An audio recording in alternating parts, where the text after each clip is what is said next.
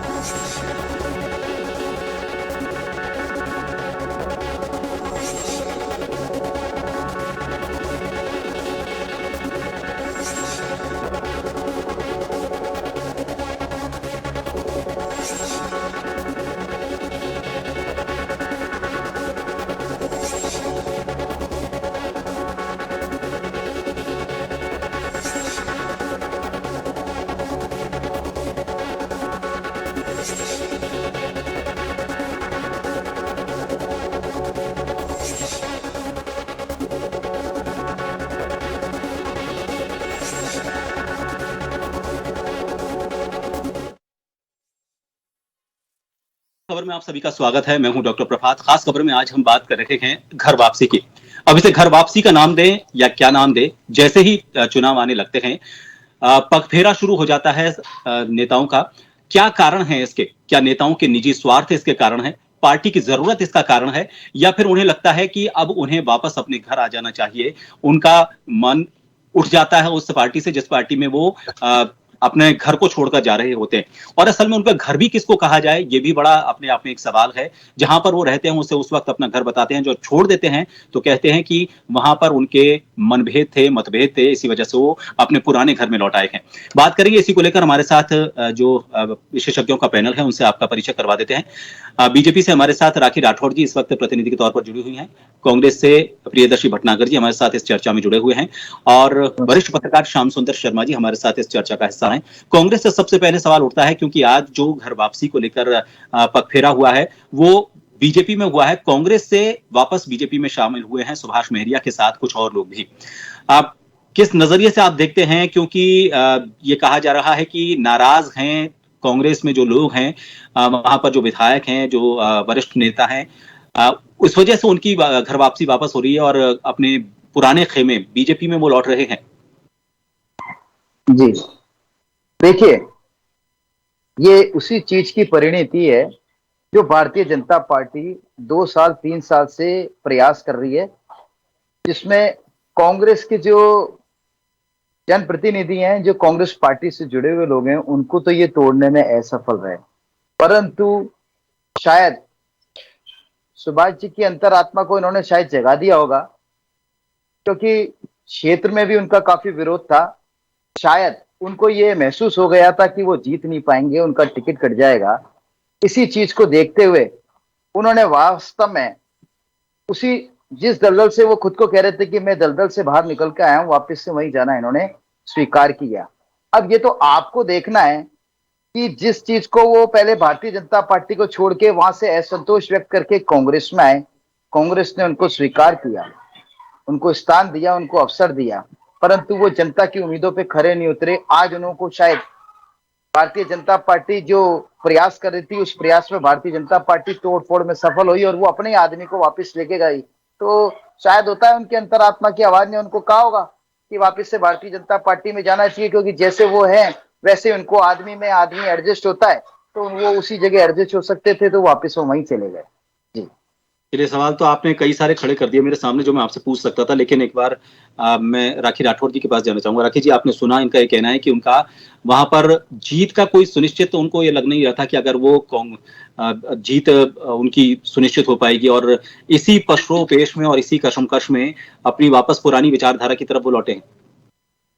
देखिए, दो बातें हैं प्रभात जी। सबसे पहली बात तो ये कि राजस्थान के अंदर जिस तरह के कांग्रेस की स्थिति है, कोई कांग्रेस पार्टी, इनफैक्ट प्रियदर्शनी जी भी शायद कांग्रेस में कोई मजबूरी रही होगी, इस वजह से वहां पर है। जिस तरह के दो फाड़ वहां पर अभी कांग्रेस पार्टी के अंदर है, आप देखिए कि जो कैबिनेट मंत्री हैं आपस में एक दूसरे पे भ्रष्टाचार के आरोप, जिस लेवल की लैंग्वेज उन दोनों के बीच में शेयर की जा रही है, वो बहुत ही गलत है। और राजनीतिक क्षेत्र के अंदर इस पार्टियों के बीच में जब इस तरह की एक मन मुटाव, इस तरह का मतभेद हो जाए, तो उसके बाद काम करना किसी भी ऑर्गेनाइजेशन में बड़ा मुश्किल होता है, और वही मुश्किल उनको वो एहसास हो रहा है। जहां तक देखिए जीत हार की बात कर रहे हैं, हमने देखा कि जिस तरह से सांसद चुनाव में जब 2019 में इलेक्शंस हुए, किस तरह से सारी की सारा इंफ्रास्ट्रक्चर पहुंचा हुआ था युवराज को जिताने के लिए जोधपुर में। और इसीलिए ऐसा हुआ कि अगर कहीं पे कोई काम भी करना चाह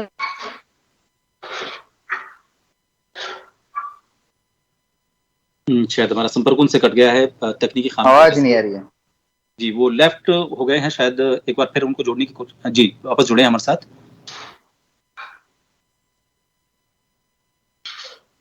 जी, राखी जी सुन पा रहे हैं मुझे?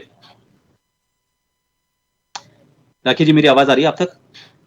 जी जी बिल्कुल आ रही है प्रभात जी। हाँ, आप बीच में संपर्क कर गया था, आप अपनी बात पूरी कीजिए। बताई थी आपको जी।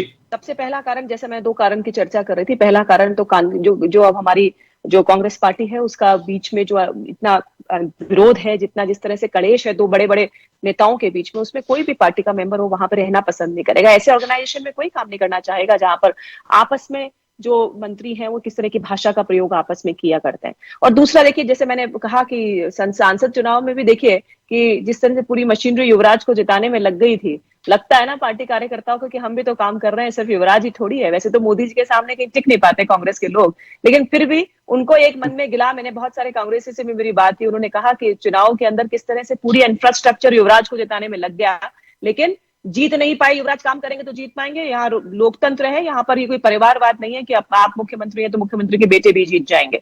तो इस तरह की स्थिति, जब इस तरह के परिवारवाद वाली पार्टी, इस तरह के झगड़े वाली पार्टी, जहां पर एक दूसरे को नीचा दिखाने के लिए लगातार 4.5 साल काम करते रहे, जिस तरह की नाकामियां है कांग्रेस पार्टी की, कोई वहां पे रहना नहीं चाहता। और इसीलिए उनका भारतीय जनता पार्टी में आए, उनकी रीति नीति के साथ में उनका स्वागत है। और निश्चित तौर पे जिस तरह से एक कार्यकर्ता आधारित पार्टी हमारी है, परिवार आधारित का पार्टी ना होकर के कार्यकर्ता आधारित जो पार्टी है, उसमें हमारी विचारधारा से मेल खाने वाले सभी लोगों का स्वागत है। जी, श्याम जी, ऐसा लगता है कि ये सिर्फ जो उठापटक चल रही है या फिर पगफेरा, जिसको सियासी भाषा में अलग तरीके से कटाक्ष करते हुए कहा जा रहा है, ये दोनों पार्टियों के बीच में नेताओं की जद्दोजहद ही नहीं है, ये हर पार्टी में जो अलग अलग खेमे बने हुए हैं उनका शक्ति प्रदर्शन भी है। सब चाहते हैं कि मेरे खेमे के मैं कितने लोगों को वापस लेकर आ पाता हूं ताकि मेरी पार्टी में मेरी छवि और बेहतर हो, मेरा वजूद जो है थोड़ा सा और बढ़े। ये जो चल रहा है, दल बदलने का जो कार्यक्रम चल रहा है, सिलसिला चल रहा है, ये उसका भी एक कारण हो सकता है। देखिए प्रभात जी, मैं राखी जी को सुन रहा था तो लग रहा था कि उनको ये पता है कि ये क्यों छोड़ के गए थे बीजेपी। इनको अगर उस पर ध्यान रखा जाए और वापस बीजेपी में क्यों आए, अपने स्वार्थों की पूर्ति के लिए आए, इसमें दो राय नहीं। आज सीकर के सांसद हैं सुवेदानंद, क्या वो मौजूद थे? क्या वो खुश है क्या इनके आने से? तो जिस प्रकार से आप राखी जी क्योंकि कह रही है कि इनको केंद्रीय मंत्री बनाया अटल बिहारी वाजपेयी ने, और जब इनको टिकट नहीं दिया तो छोड़ के चल दिए पार्टी को, कहा पार्टी ठीक नहीं है, यहाँ तो गड़बड़ है सब कुछ, और कह करके चले गए उसको।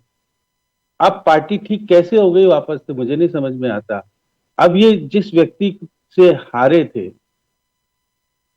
उस व्यक्ति की पार्टी में चले गए। अब तो प्रदेश अध्यक्ष तो एक्चुअली गोविंद सिंह डोटासरा थे, और गोविंद सिंह डोटासरा से ये 2013 में चुनाव हारे। अब हारे थे तो अगर अब वो पार्टी का अध्यक्ष बन गया, निश्चित रूप से एडजस्ट नहीं हो पा रहे। इनको जिला सीकर में जो अस्तित्व मिलना चाहिए था नहीं मिल पाया। ये अपने तरीके के काम करते थे, अपने तरीका अपनाते थे। कांग्रेस में वो कल्चर एक्सेप्ट नहीं हुआ, क्योंकि वो कहते थे ये तो बाहर से आया हुआ व्यक्ति है, तो उसको एडजस्ट करने में दिक्कत आती है, और दिक्कत आ रही। अब ये आए हैं, कार्यकर्ताओं के साथ भी आए, और ये भी बात भी है कि इनके पास जो कुछ है वो पार्टी को अच्छा लगता है कि वो रहेंगे तो हम जीत का सेहरा बांध सकते हैं, क्योंकि उनके गोविंद सिंह डोटासरा के खिलाफ कैंडिडेट तो ढूंढ रहे हैं। अभी ढूंढ रहे तो अच्छा कैंडिडेट है, आ जाओ, आप लड़ो 2023 का चुनाव, जीतो हारो वो तो आपके भाग्य की बात है, लेकिन मुकाबला देने के लिए व्यक्ति आ गया है। अब देखिएगा, पहले तो प्रेम सिंह बाजौर से इनके गठबंधन ठीक नहीं थे, क्यों लड़ाई थी मुझे नहीं पता, राकेश जी बता सकते हैं। राजेंद्र राठौड़ क्यों लेके आए मुझे नहीं पता, लेकिन आज प्रेम सिंह बाजौर खुद स्टेज पे मौजूद थे, मुझे बड़ा अचंभा हो रहा था। वो कह रहे थे अब तो ये मेरे साथ हैं, अब मैं क्योंकि पुरानी चीज को भूल गया हूं और मेरे को भी जिताओ और मैं इनको जिताऊंगा, भविष्य में जीतेंगे नहीं जीतेंगे ये पता नहीं मुझे, लेकिन स्थिति ये है कि देवी सिंह भाटी को लाने में सक्षम क्यों नहीं हो पाए मुझे नहीं पता। किसी का उनसे वसुंधरा जी के हैं ये, वसुंधरा जी देवी सिंह भाटी को लाने में सफल नहीं हो पा रही, क्योंकि अभी अर्जुन मेघवाल जिस प्रकार से प्रधानमंत्री जी के करीब आकर के, और वो स्वतंत्र चार प्रभाव वाले मंत्री हो गए हैं, विधि मंत्री हो गए, तो वही अनुशासन समिति के अध्यक्ष भी हैं, आज भी है, शायद हटाया तो नहीं है उनको। अब वो उनसे पूछा जाए कि क्या वसुंधरा जी के चाहे वे लोगों को ला पाओगे कि नहीं ला पाओगे, अभी विवाद का विषय बना। लेकिन पार्टी में जिन लोगों ने मेहनत की, जिन लोगों को नहीं मिलेगा फायदा, अब ये लोग छोड़ के गए और वापस भी आ रहे हैं, फिर टिकट का भरोसा करके भी आ रहे हैं, और फिर कौन आ रहा है इनको लेने के लिए? प्रभारी।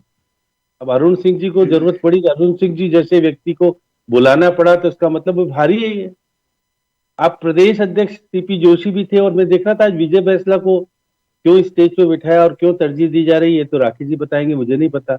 लेकिन जिस तरह की स्थितियां हैं उससे लग रहा है कि पुराने लोगों को इसलिए लाया जा रहा है कि आप तलाशो जीत कौन सकता है, कौन मुकाबला कर सकता है, क्योंकि भाजपा की स्थिति जो कुछ है वो सामने है। तो अभी ये कह रही थी कि वहां 2 की लड़ाई है, तो इनके यहाँ भी कितने की लड़ाई यही बता सकती हैं। अभी लड़ाई उजागर होगी नहीं होगी मुझे नहीं पता अभी तक, क्योंकि अभी तक स्टेब्लिश नहीं हो पाए हैं, अभी तक जिम्मेदारी नहीं दी गई है।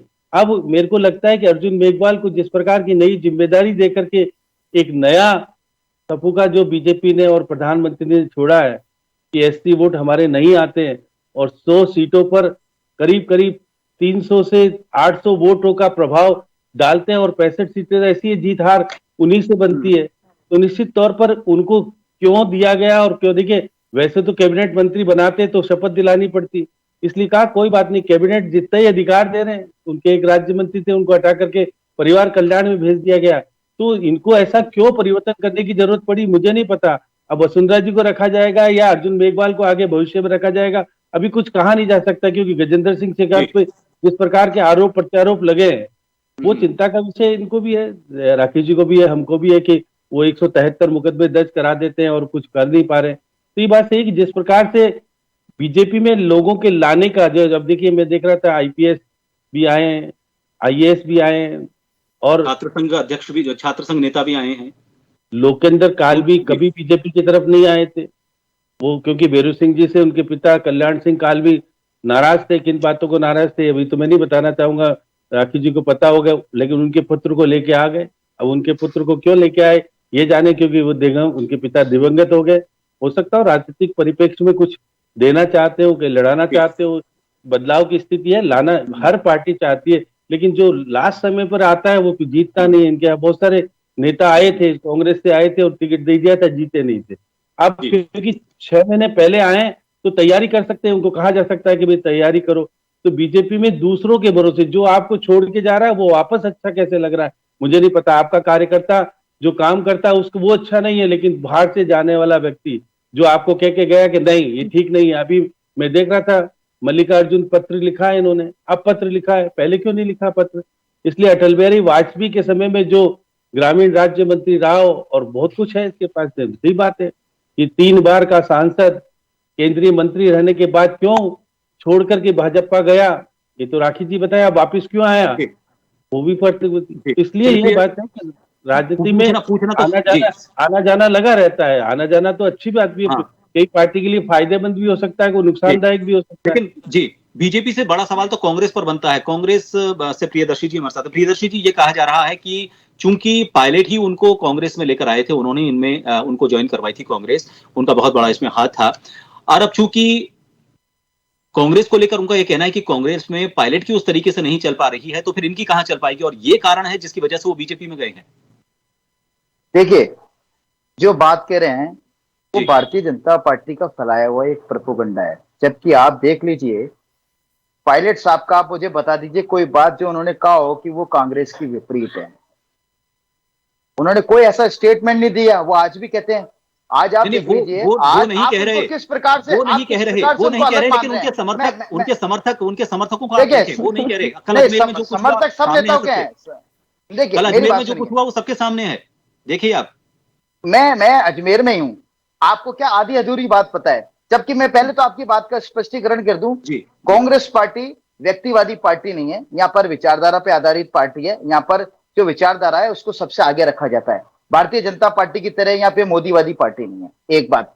दूसरी चीज आप देख लीजिए, जहां तक पायलट साहब वाली बात है, तो पायलट साहब के अपने विषय अलग हैं, परंतु आप मुझे कोई एक भी स्टेटमेंट उनका बता दीजिए जहां उन्होंने ये कह दिया हो कि मैं कांग्रेस में नहीं हूं या कांग्रेस के खिलाफ हूं, एक बात। दूसरी चीज आप देख लीजिए, एक सबसे बड़ी सच्चाई है जो कांग्रेस पार्टी की एकजुटता को सिद्ध करता है। लास्ट चुनाव राजस्थान में कौन से हुए थे? राज्यसभा के चुनाव हुए थे। उस चुनाव में और बाकी सारे चुनाव में कांग्रेस पार्टी एकजुट नजर आई है। भारतीय जनता पार्टी शुरू से यह फैलाती आई है कि पायलट साहब अलग है, ये अलग है, ये नहीं देखते हैं। आज पायलट साहब को यात्रा निकाल रहे हैं, मैं मेरी बात कंप्लीट कर लूं। आज पायलट साहब को यात्रा निकाल रहे हैं, उसका तो मैंने जवाब दे दिया आपको। दोनों की गठबाजी को जवाब दे दिया, उससे जोड़िए आप इस बात को।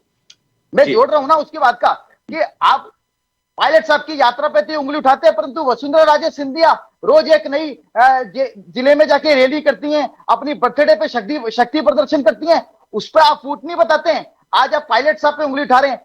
पायलट साहब का अगर कोई मुद्दा है तो वो पार्टी का आंतरिक मामला है और उसको बैठ के निपटाया जाएगा। अगर उनकी मांग होगी तो उसको देखा जाएगा। यहाँ पर कोई फूट नहीं है। पहली बात तो आप पायलट साहब का कोई स्टेटमेंट अभी चला दीजिए जिसमें उन्होंने कहा मैं कांग्रेस के खिलाफ हूं या कांग्रेस को मैं पसंद नहीं करता हूं या ऐसा कुछ भी नहीं है। एक बात ये बिल्कुल साफ हो गई, हमारे में कोई फूट नहीं है, हम एकजुट है। वो आने वाले दिन भी दूर नहीं है, आप देख लेने जहां पायलट साहब आपको कांग्रेस में काम करते दिखेंगे और आज भी काम कर रहे हैं। अब आप बात करिए सुभाष जी की, वो क्यों गए, उसका जवाब मैंने आपको पहले कह दिया। उनकी क्या अंतरात्मा जाग गई। वो जो तोड़फोड़ की राजनीति भारतीय जनता पार्टी कर रही थी वो उसके झांसे में आ गए और वो झांसे में आकर चले गए। उसका इस पूरा बखान और बिल्कुल प्रॉपर विवरण श्याम जी ने दे दिया, वो क्यों आए थे और क्यों चले गए, चुनाव से अभी पहले क्यों गए, चिट्ठी क्यों गए। इससे अच्छा विवरण इतिहास तो मैं सोचता हूं कोई और बता भी नहीं सकता जितना बेहतरीन तरीके से इन्होंने बताया। जब कांग्रेस में नेताओं को लिया जाता है तो फिर इनमें अच्छाइयां क्यों नजर आती है? उस वक्त जब लिया जाता है तब सारी अच्छाइयां नजर आती हैं और जब जाते हैं तो फिर लगता है कि ये तो हमारी विचारधारा के नीचे, ऐसा क्यों होता है? नहीं, इसके जो आपका प्रश्न है उसी में आपका आंसर भी समाहित है। कांग्रेस ने उनको नहीं निकाला है, पहली बात तो कांग्रेस ने उनको नहीं निकाला है। नहीं, मैं ये नहीं कह रहा, मैंने ये नहीं कहा निकाला, पर मैं कह रहा हूं जब वो चले गए तब ये विचारधारा की बात आ रही है। मैं ये नहीं कह रहा कि निकाला गया, मैं ये कह रहा हूं जब जा रहे हैं उनके लिए कहा जाता है। तो आप मेरी बात सुनिए डॉक्टर साहब, जो चीज सामने आ गई उसी पे तो अपन भी है ना डिबेट कर रहे हैं। आज वो छोड़ के चले गए, तो जब आप छोड़ के चले जाने के कारणों पे अपन बात कर रहे हैं तब ये चीज सामने आई है। उनको अच्छी तरीके से एहसास था कि वो निष्क्रिय रहे थे, जनता में अपनी भूमिका साबित नहीं कर पाए थे। जीतने उनको लग गया कि मैं जीत नहीं सकता हूं, कांग्रेस से टिकट कटेगा, इसलिए वो छोड़ के भाग गए। और भारतीय जनता पार्टी मुद्दाहीन है। भारतीय जनता पार्टी में आप आज देख लीजिए ऊपर से नीचे तक जो कांग्रेस के छोड़े हैं उन्हीं से मिलकर सरकार बनाई है। इनके खुद के आदमी कुछ भी नहीं है। जैसे इनके पास में मुद्दा नहीं है वैसे इनके पास में कोई लोग भी नहीं है। चलिए ठीक है। राखी जी, एक सवाल और मैं जोड़ना चाहूंगा इसमें, उनका आप जो जवाब देना चाहें वो दें। ये कहा गया था कि जो भी मतलब बीजेपी की अंदरूनी बातें हैं या फिर कांग्रेस इस पर आरोप लगा रही है वो अलग है, लेकिन मेरा उनका ये सवाल मेरे जरिए है, जो इतनी भी अभी घर वापसी हो रही है वो हो रही है गैर वसुंधरा गुट की। वसुंधरा गुट के जो लोग हैं जिनकी अभी तक वापसी नहीं हुई है, वो अभी तक इंतजार कर रहे हैं और काफी लंबे समय से उनसे कोशिशें चल रही हैं। लेकिन जहां मेघवाल को जिम्मेदारी दी गई है, सतीश पूनिया की बात करें या फिर जिनको समिति का अध्यक्ष बनाया गया, जिम्मेदारी दी गई, सदस्य बनाया गया, उनके खेमे वापस हो गए। लेकिन अभी तक इंतजार कर रहे हैं देवी सिंह भाटी, अभी तक इंतजार कर रहे हैं सुरेंद्र गोयल और दूसरा अभी तक इंतजार कर रहे हैं विजय बंसल। ये सब एक अलग गुट से बताए जा रहे हैं और इसी वजह से उनकी वापसी नहीं हो पा रही। क्या इसमें कोई सच्चाई है या फिर उसके कोई और कारण आपको नजर आते हैं? देखिए प्रभात जी, जिस तरह से प्रियदर्शी जी ने कहा कि कांग्रेस की में कोई गुट नहीं है, कांग्रेस में कोई भी प्रॉब्लम नहीं है, इससे बड़ा झूठ अगर राजस्थान में अगर कोई बोल सकता है तो प्रियदर्शी जी आपको मानना पड़ेगा। क्योंकि क्या है, जनता के सामने जिस तरह से आप देखिए कि जन संघर्ष यात्रा में उन्होंने कहा, मंच के ऊपर उनकी उपस्थिति में कैबिनेट मंत्री राजेंद्र गुड़ा जी ने क्या कहा, कांग्रेस का अलाइनमेंट खराब है। ये आप लोगों के लोग हैं ना, आप लोगों के साथी हैं। आप इस तरह की बात बोलते हैं ना, देखिए लेकिन उनके मन से उनके क्राइटेरिया थे। 4.5 साल से जनता देख रही कि किस तरह की सिर्फ टवल पूरे प्रदेश के अंदर हमने सरकार के बीच में देखी। हमने इन बातों को भी देखा कि किस तरह से सरकार, और आप किस चीज का इंतजार कर रहे हैं। आप लोग कि पायलट साहब खिलाफ नहीं है कांग्रेस के, भगवान करे ऐसा काम कांग्रेस के लिए पायलट साहब करते रहे। आपको ऐसे पायलट साहब मुबारक हो। किसी ऑर्गेनाइजेशन में अगर पायलट लग जाए तो मुझे लगता है कि वहां खत्म करने का काम जो है वो ऑर्गेनाइजेशन को कर देगा। और प्रियदर्शी जी, मुझे लगता है कि ये देख करके अगर आप ये बातें कहते हैं तो जनता हंसती होगी इन बातों पर कि कांग्रेस पार्टी के प्रवक्ता इस तरह की बात कर रहे हैं कि कांग्रेस पार्टी एक है। जिस तरह का वर्टिकल डिवीजन, जिस तरह का झगड़ा, जिस तरह का आप लोग सड़क पर आकर लड़ रहे हैं वो जनता के बीच में, और जनता ने इस बात को सफर किया है। सफर इसलिए किया क्योंकि अगर कोई पार्टी सिर्फ अपनी कुर्सी बचाने के लिए काम करेंगे, दो नेता आपस में झगड़ा करेंगे, तो कैसे जनता के हित के काम करेंगे। और इसीलिए आपके जो राहत शिविर हैं उसकी स्थिति अपन देख रहे हैं क्या हो रही है। दिन ब दिन लोग जो है वहां से दिख रहा है कि कहाँ कुछ नया देने के लिए कुछ नहीं है इसके अंदर। जो पुराना डफली थी वो समझ में आ गई लोगों को, और इसीलिए अब राहत कैंप पे कुछ नहीं बचा है देने के लिए, सिर्फ घोषणा की जाती है, उसके अलावा कुछ नहीं। मैं ये कहना चाहूंगी प्रभात जी, जिस तरह से कांग्रेस के अंदर एक वर्टिकल डिवीजन है, जो एक वर्टिकल हम फैक्शनल्स की बात करते हैं, वैसा बीजेपी के अंदर कंपेयर करने के लिए मीडिया में ये बात चलाई जाती है कि हाँ भाई यहाँ पर भी गुट है, यहाँ पर भी गुट है, जस्ट टू बैलेंस। लेकिन यहाँ पर हम भारतीय जनता पार्टी की बात करें, किसी भी ऑर्गेनाइजेशन में हो सकता है कि अपने अपने मत हो हर एक जने के, लेकिन जब सेंट्रल लीडरशिप, जो फर्क है कांग्रेस में और बीजेपी में वो ये है कि कांग्रेस के अंदर जो सेंट्रल लीडरशिप है वो वीक लीडरशिप है। और इसीलिए यहाँ के जब लोग, जो कांग्रेस पार्टी के लोग हैं, वो आपस में एंटी पार्टी काम करते रहते हैं। सुखजिंदर सिंह रंधावा ने भी कहा था इस बात के लिए कि अनशन जो है, जो पायलट साहब की यात्रा है, वो एंटी पार्टी एक्टिविटी है। जब वो खुद कह रहे हैं कि एंटी पार्टी एक्टिविटी है, इसका मतलब पार्टी के खिलाफ काम नहीं किया यार, या तो आपके प्रभारी झूठ बोल रहे हैं या पायलट साहब का काम ठीक था। अब देखिए हमारी पार्टी में और इन पार्टी में ये फर्क है कि हमारी सेंट्रल लीडरशिप स्ट्रॉन्ग लीडरशिप है। ऑर्गेनाइजेशन में हो सकता है हर एक के अपने अपने व्यूज हो, किसी बात के लिए आपका अलग व्यू होगा, मेरा अलग व्यू होगा, लेकिन जब सेंट्रल की तरफ से किसी भी बात को कहा जाता है, वहां से कोई आदेश आते हैं, कोई डायरेक्शंस आते हैं, तो हम लोग एकमुश्त और एकजुट होकर के उस काम को करने में लग जाते हैं। और ऑर्गेनाइजेशन में हर एक की बात सुननी भी चाहिए। ऐसा तो है नहीं कि अगर कोई कंसेप्ट आया तो उसमें किसी की बात सुना ना जाए, लेकिन अगर वहां से जब सेंट्रल लीडरशिप की तरफ से कोई आदेश आता है तो हम लोग सब मिलकर के एकजुट होकर के काम करते हैं। और यही फर्क है हमारे ऑर्गेनाइजेशन में और कांग्रेस में, इसलिए कंपैरिजन कर नहीं सकते। कोई गुट नहीं है।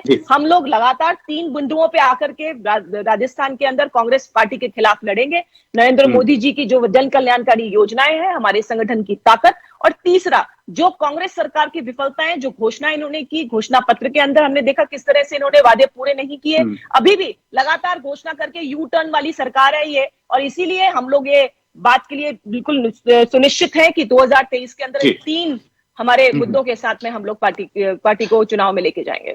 जी श्याम जी, दल बदल कानून को लेकर कई बार सवाल उठे हैं। आपको लगता है कि उसका एक लैक्यूना है, उसमें कुछ कमियां हैं और उन्हीं का फायदा उठाया जा रहा है? क्योंकि ये खैर बात अलग है कि इलेक्शन से पहले उन्होंने अभी दल बदल लिया, लेकिन कई बार तो आपने देखा कि सरकारें बदल जाती हैं, जीतते किसी चुनाव चिन्ह पर हैं और उसके बाद जीतने के बाद वो अपना चुनाव चिन्ह बदल लेते हैं, पार्टी बदल लेते हैं। ये जो दिक्कत है, ये कहीं ना कहीं उस लैकुना का फायदा उठाने की वजह से उस दल बदल कानून को, उसका दायरा बढ़ाया जाना चाहिए, उसे और मजबूत किया जाना चाहिए। देखिए डॉक्टर प्रभात जी, क्योंकि बीजेपी ने तो एक नया रूल ला के रख दिया, इस्तीफा दिलाओ, नया चुनाव कराओ, तो अब दल बदल वहां कहाँ आड़े आएगा? जो व्यक्ति वही लैकुना कह रहा हूँ, वो जो लैकुना है उसका रास्ता, ये कांग्रेस और बीजेपी की बात नहीं है, हर दल ये कोशिश करता है कि उन लैकुना, उन सकरी गलियों का, उन तंग गलियों का फायदा उठाया जाए। अब क्योंकि आज हमारे को संविधान ने अधिकार दिया, आप इस्तीफा दे सकते हो, चुनाव वापिस लड़ सकते हो। तो ये निश्चित रूप से चुनाव आयोग को एक रूल्स बनाना चाहिए कि जो पार्टी से लड़के आया है वो इस्तीफा देगा तो फिर दोबारा चुनाव लड़ने पर कुछ ना कुछ रोक लगानी चाहिए, जिससे कि इस तरह की प्रवृत्ति जो बढ़ रही है उस पर रोक लग सके। अब देखिए लोकतंत्र है, लोकतंत्र में कौन किस पार्टी में रहेगा, कहाँ कैसे रहेगा, वो तो आजादी मिली भी है। अब लेकिन मैं फिर वही बार बार बात आती है कि जो आपका कार्यकर्ता है, जो आपके साथ समर्पित होकर काम करता है, उसके साथ न्याय नहीं हो पाता कई बार। इसलिए जो आपका 3 बार सांसद जीता हुआ हो, मंत्री जो रहा हो, किसान मोर्चे का उपाध्यक्ष रहा हो, वो व्यक्ति क्या कारण रहे कि आपकी पार्टी को छोड़ के गया, और फिर अब क्या कारण रहे कि पार्टी में वापस आ गया, और आपके केंद्रीय प्रभारी आते हैं उनको वेलकम करने के लिए, या बाकी के नेता सारे मौजूद होते हैं, तो इसमें तो अंदर ऐसा लगता है कि मेरिया साहब में क्या है, कुछ मुझे नहीं पता क्या क्या है, अब तो राकेश जी बताएंगे। लेकिन जिस तरह के आपके, या तो आपके सांसद हैं सुवेदानंद, वो बहुत दुखी हैं कि मेरे वो क्यों नहीं आए आज, मुझे नहीं पता। उन्होंने कहा कि क्यों तो वो मेरे खिलाफ रहते थे और क्यों रहे, तो वो सारी बातें वो बताएंगे, क्योंकि वो चुनाव लड़ चुके हैं, सह चुके हैं वो सारी बातें। तो राकेश जी, अब क्योंकि जिस व्यक्ति ने देखा है, उसको लगता है, अंदेशा होता है सुवेदानंद जी को, क्या ये एमएलए बनेंगे, एमपी बनेंगे, पता नहीं। उनको तो चिंता होती है जो आदमी लड़कर के जीत रहा हो और उसके सामने कोई नया व्यक्ति आ जाए। तो ये सब चीजें, लेकिन पार्टी में जिस प्रकार की गतिविधियां हो रही है, और अब क्योंकि चुनाव आएंगे, तो अभी तो देखिए, मैं देख रहा था कि इसमें एक गोपाल मीणा है जो कि डीजीपी बाहर रहे हैं स्टेट में, तो वो यहाँ आए हैं इनके साथ। या फिर आपके सामने उसमें लिखा है कि रामदेव हैं, या पीआर मीणा है, जो अधिकारी हैं। अब ये देखिए साहब, एक अधिकारी इनके पहले हरीश मीणा हुआ करते थे, वो भी सांसद रहे 2 साल से, आजकल वो देवली उनियारा से एमएलए कांग्रेस पे। तो ये अधिकारी पे भरोसा करके लाते हैं और अधिकारी छोड़ कर चले जाते हैं। इसलिए कार्यकर्ता जो आपका रहता है कि नौकरी करके आए, इनके पास पैसा है, सब कुछ है, इनको क्यों तरजीह देते हैं? दोनों ही दल देते हैं। देखिएगा, ये दल भी नहीं, बीजेपी कांग्रेस ने भी जो दिया, आज सचिन पायलट पीड़ित ही सबसे ज्यादा है कि 28 आईएएस आईपीएस अधिकारी को निगम बोर्ड वगैरह बहुत सारी जगह आपने बना दिया। तो और बीजेपी भी बनाती है, बीजेपी भी देती है कईयों को, तो बीजेपी ने तो मंत्री बनाए हैं। अब देखिएगा, रेल मंत्री देख लो, तो आश्वासन विभाग का जो मंत्री शहरी है हरपुरी है, 5-6 लोग हैं जो आए हैं, जो विदेश मंत्री हैं, सब आईएएस थे, आईपीएस थे। उनको, क्योंकि मोदी जी को भरोसा कार्यकर्ताओं पर कम है, अधिकारियों पर ज्यादा है, तो कार्यकर्ता के ऊपर भरोसा करना सीखे पार्टी, तो कुछ चलेगा। लेकिन क्योंकि अधिकारियों का जिस प्रकार से बदलाव की राजनीति जो आ रही है, जो देखते हैं कि पीएम हमारा अनुसार चलेगा, अधिकारी को और किसी से कोई मतलब नहीं होता, क्योंकि जिसने बनाया उससे मतलब होता है। तो राकेश जी को भी पता है, राकेश जी क्योंकि कार्यकर्ता से 3 बार जीती है, अब 4थी बार क्या कुछ बनेंगे, ये तो सिलसिला शुरू हो चुका है। जी, सिलसिला शुरू हो चुका है, चूंकि इलेक्शन आने वाले हैं। ऐसे में इस कम वक्त में, जो 3-4 महीने का वक्त है, उस वक्त में और क्या नए इस तरह के पड़ाव देखने को मिलते हैं कांग्रेस, बीजेपी और अब तो आम आदमी पार्टी, वो भी पूरी तरह से अपनी कोशिश करेगी, क्योंकि उसका फिलहाल यहाँ पर कोई बड़े ऐसे चेहरे नहीं हैं। उनको जो कोशिश करनी है, या तो उन लोगों से कोशिश करनी है जो उनके कार्यकर्ता हैं, या फिर अगर उनको कोई जाना पहचाना चेहरा लेकर आना है, तो उनको कांग्रेस और बीजेपी या फिर दूसरी पार्टियों की तरफ देखना पड़ेगा। लेकिन इन सब के बीच बड़ा सवाल यह भी है कि इतने लंबे समय तक जो कार्यकर्ता अपना पसीना बहाता है, गली गली जाता है, मोहल्ले मोहल्ले जाता है, वो किस तरह से ठगासा महसूस करता है, और आखिरकार उसको उसके जो परिश्रम है उसका फल कब मिलेगा, और जो लोग बार बार दल बदल रखे हैं, क्या उन पर विश्वास किया जा सकता है? ये एक बड़ा सवाल है। बहुत बहुत शुक्रिया आप सभी का हमसे इस खास खबर में जुड़ने के लिए। दीजिए इजाजत, नमस्कार।